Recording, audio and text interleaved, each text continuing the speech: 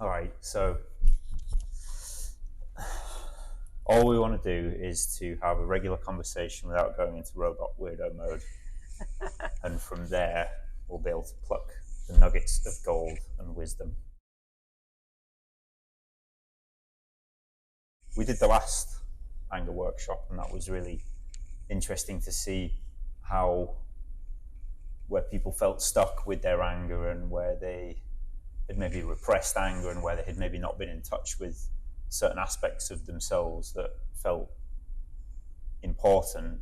And I know this has been a really big part of both of our lives and our journeys. I'll speak to my own journey with anger and like why it felt important for me to start to get in touch with it and how that journey came about and why it kind of wound its way around lots of different things before I realized, okay, this is actually something that I need to properly deal with if I'm going to start to feel myself and integrate and become whole in some ways. So why don't you tell us a little bit about what your journey has been with anger and like how we started doing this together? Okay. Yeah, so I went to an embodiment workshop run by Mark Walsh, and when it was time to embody the fire energy, everyone else could do it, and I sat down and had a little cry, which is fine. I'm used to that kind of thing, but like I came away from that just knowing that okay, I need to work on this because these days, whenever anything comes up like that, I go to work on it because I know you can change it. So yeah, and it just like the more I thought about it and realized that certain things that had happened in my life that really it would be very normal to feel angry about, I did not feel any anger. So it's kind of like shut away somewhere in me, a bit repressed. Yeah, when you came to me, I think that was the first thing that impressed me was like, this has really triggered me. I want to work on this. This is the place where I want to go. And it's often that like twin thing of what's illuminated to you as something that's interesting or attractive, or what's interesting to you something that's kind of repulsive or I don't want to go there. And so I really appreciated that. I like, here's the place that I want to go, so I'm going to actually start to go there. And then we started working together for a bit, and it was from that this workshop started to come into being, like helping people to get in touch with anger. And it's like I know for myself when I was growing up, I had this kind of teeth grinding rage and the things that were not said properly and almost like shut down in a survival. Well, I say almost, but it's like literally shut down in a survival mode, going into fawn and people pleasing and all of this kind of stuff. And my outlet for it was always exercise and drinking and drugs and things like that, which was normal. Yeah, I mean, it's like you got to your body and your system finds ways to that's looking for relief, and so I think my system went through all of those different ways, and then I found martial arts, which helped me to channel some of that. I found like it was a really good place for me to start to get in touch with it, but I still noticed that I was dissociated from it. Like when I was growing up, I never really thought of myself as an angry person, but I could just feel that something wasn't there, like I wasn't connected with it. And I don't like the labels of angry person or this kind of person or whatever. It's more something that you're experiencing, but I hadn't really assumed that was something that I did necessarily, was to get angry. But all I came to realize that I was doing was dissociating from it, pushing it away and numbing myself out to it, because it felt like a really intense and scary emotion. And what it meant to me to be angry was that the love was going to disappear if I was expressing anger or having an angry reaction in the nervous system. So after going through the martial arts journey, I started to become tougher externally, but I still had like this kind of empty hole in the middle where I was like, I'm still numb. Like I thought that this was going to get me what I was looking for. And it was great. Like it was really good for me to be able to start to embody certain things and feel like I could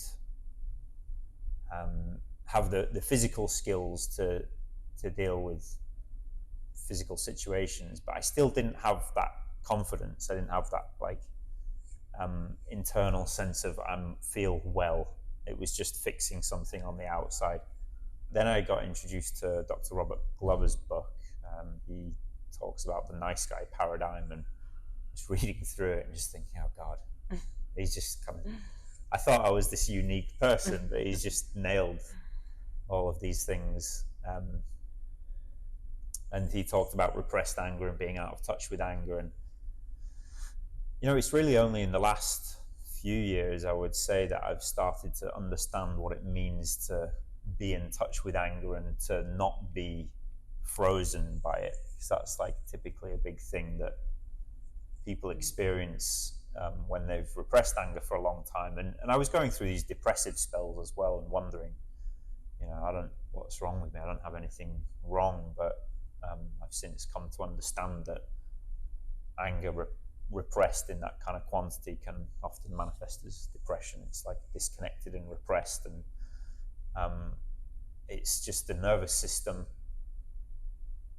trying to find its way back to some kind of equilibrium, this need for rest. And there's a somatic experiencing expert, Irene Ryan, who talks about, I love this metaphor, like having your foot on the gas and foot on the brake at the same time, and all of these mechanisms that meant that I wasn't really in touch with my anger where I needed it to be, and it was just frozen. And so as a consequence, I found it really difficult to have verbal conflicts or misunderstandings, found it very difficult to draw boundaries, to stand up for myself, and was much more just acquiescing and in that survival mode still, until I started to get familiar with anger. And I think really changing and understanding what it meant to me to feel angry. And, you know, the whole idea that anger is actually a healthily bodily reaction, it's the thing that's trying to protect you from danger. It took a while for that to actually land, but to have it like celebrated as this is the body doing what it needs to do to keep you safe, it's kind of revolutionary. But yeah, I mean, now it feels much more like it's not like not getting angry, but just noticing that there's a function to anger, and that it can arise, and then you're able to place it a bit better. Like, is this appropriate for this situation now? It's like there's space around it. It's not that thing that just overwhelms and consumes and acts you out, and either you're going to go into complete freeze or shut down or some kind of explosive rage. It's like, oh, I can feel that threat detection system mobilizing, and I can feel my this thing trying to do its job to protect me, and there's a softness with it where it's like, okay, well, that's one option. You know, if there's a tiger, or I'm being physically attacked, or if there's something that really requires this, I can draw on that. But there's also noticing there's choice with it now. It doesn't feel like it's just that one single track. So I've definitely changed my, I guess, perception of anger. I used to just think it was a bad thing to be avoided. Now I see that it's like actually a friend. Yeah. When we can work with it healthily, it tells us when our boundaries being crossed or when we are not having a need met.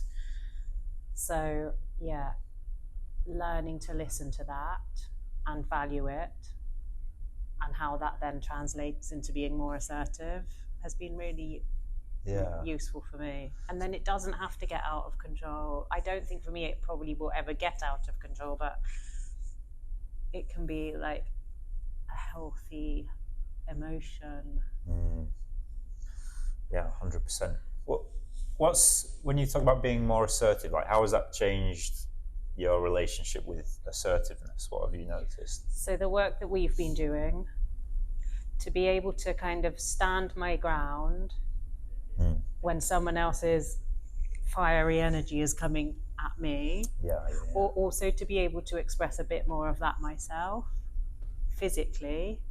Doesn't have to be verbally, but just physically, and to know how that feels, I can then get more in touch with that energy in other situations. When I want to stand up and say no, or take action on something, but I can recall that energy. I now know what it feels like, whereas before it was just something that I didn't have. It wasn't in my kind of repertoire, I suppose you might call it. Yeah, it's like you don't have access to that as part of your toolkit, your embodied toolkit. Yeah, I've noticed that also with assertiveness and things like that. I'll notice when my system starts to go down into that, it's wanting to close down, and then there's almost like the capacity to hold that now and let that happen without staying stuck in it, and then gently move back into, okay, I have access to that mobilizing force that's not gonna that needs me to not be stuck right now, and to go with that as well. I guess another big thing I realized was how, by not being able to do that, stand my ground and assert myself, I was putting walls up in other ways that wouldn't stop me ever having to risk doing that. So by knowing that I can do that, I can now be a lot more open. And available, because I know that if a line is stepped over, I can do something about it. So I don't have to hide. Yeah, it's like if you have an ability to say no, it helps you to feel safer to actually explore the territory. I think Chris Voss talks about that in his book, The Never Split the Difference one, where he's saying if you get to somebody to knows that they can say no at any point, they start to feel safer to explore possibilities of what can happen. And I think that's such a fundamental thing of being able to draw on anger. It's like you're very clear and direct. No, here's the wall of fire that you don't cross. And having access to that, I found it to give me so much more of a feeling of safety. And yeah, like you say, the ability to connect with people better, because if you're afraid to say no in those ways, then getting into any kind of connection, there's always that fear of what if I'm like taken advantage of and gone too far, or it's really kind of giving yourself up to that situation because you're trying to survive on a nervous system level. But you end up giving too much, and then you end up withdrawing too much and being reclusive and avoiding connection completely, which is thoroughly detrimental in my experience. Where do we go from here then? Let's talk about the workshop. Yeah. So I think, having experimented on me, which was really fun and taught me a lot, we just started to see how much this could benefit a lot of people, and they were hearing about the work we were doing and saying, I need to do this too. So I really like these, we've taken some of the main learnings and packaged them up into, it's a taster really, isn't it? Yeah.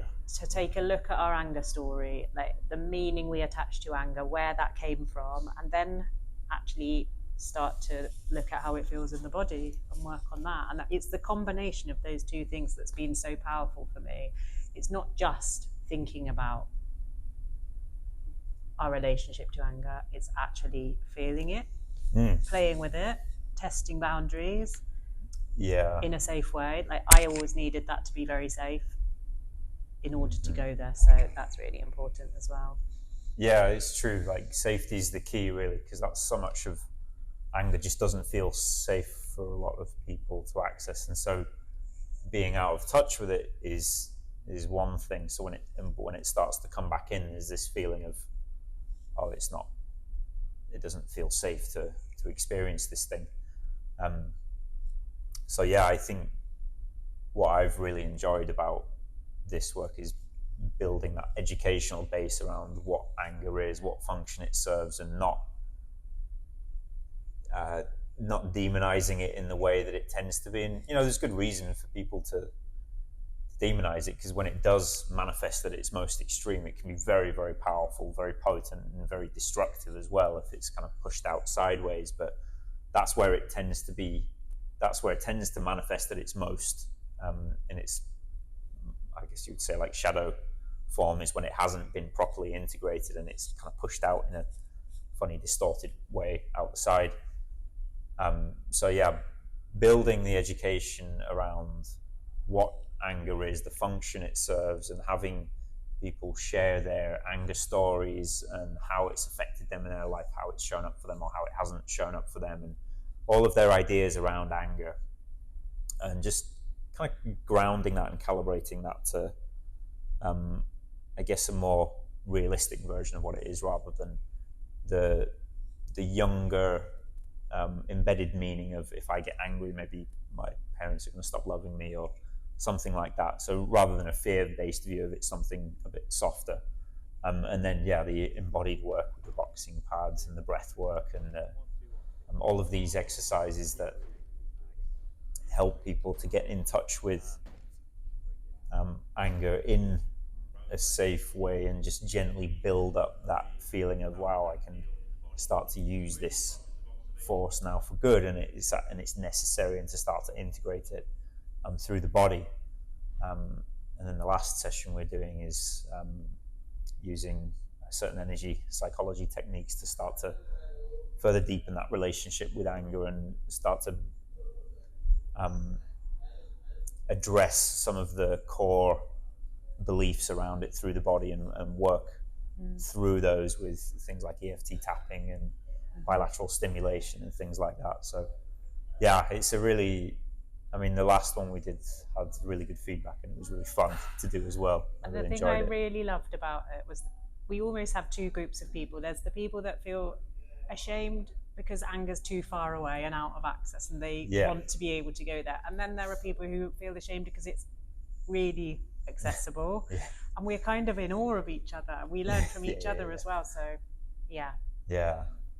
And there's good dynamics between men and women as well, right? Because we had we had some men and some women, and then obviously when you've been prone to experience anger coming from the outside or coming from the inside, typically it wants a place to put that, and projecting it onto maybe the opposite sex or the same sex, and just really bringing out these discussions about what anger is and what it means, and just grounding it really in something a bit more reality based.